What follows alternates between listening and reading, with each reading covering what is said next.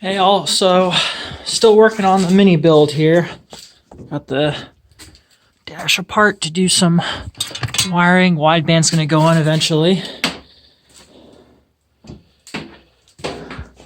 But the real issue is our Wavetrac differential here. We've encountered a pretty serious problem.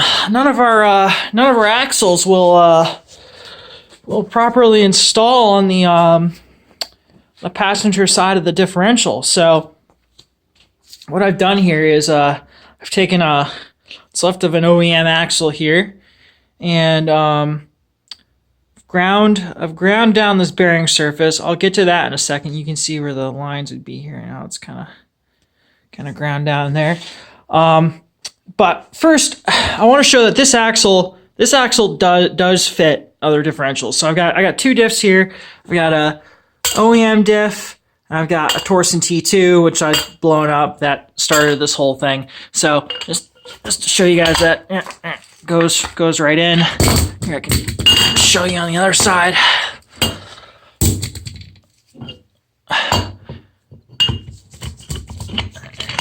Goes right in.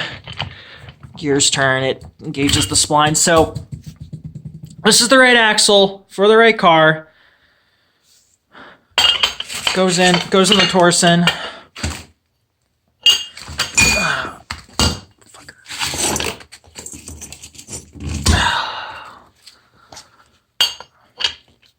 Both sides. So what does that tell us? Same splines each side of the differential. So I should be able to come over to the driver's side here of my new Wavetrac, and this should just pop right in. And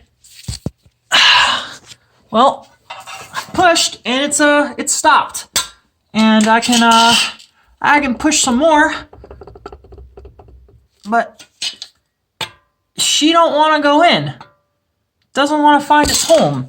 Now, you might say, hey, that's the passenger side. That doesn't belong there. Well, let's go, or I should say the driver's side. Well, let's go over to the passenger side. We'll try the same thing. So I don't have a subframe in here, so I can get plenty of access.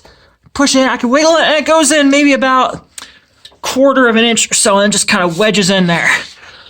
I'll show you guys from underneath what the situation looks like.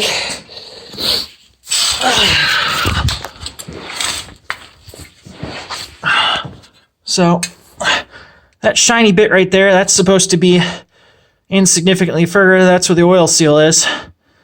So now we'll talk about why this is ground down, because when I've worked on Formula CE car parts, I've actually designed my own differential housing for one of those cars. It's a magnesium housing. It uses a BMW Salisbury diff E36 medium size. I think I'm remembering that about right. But you know what can happen is you this race right here, it supports the axle, and if you press the bearings on too tight, it could squeeze that down and your axle won't want to go in. So I said, hey, maybe there's an issue with the machining on that bore of the diff. I've got this old axle here and it's never going to be used for anything. Let me go ahead and just grind that surface down, rule that out. So I did. So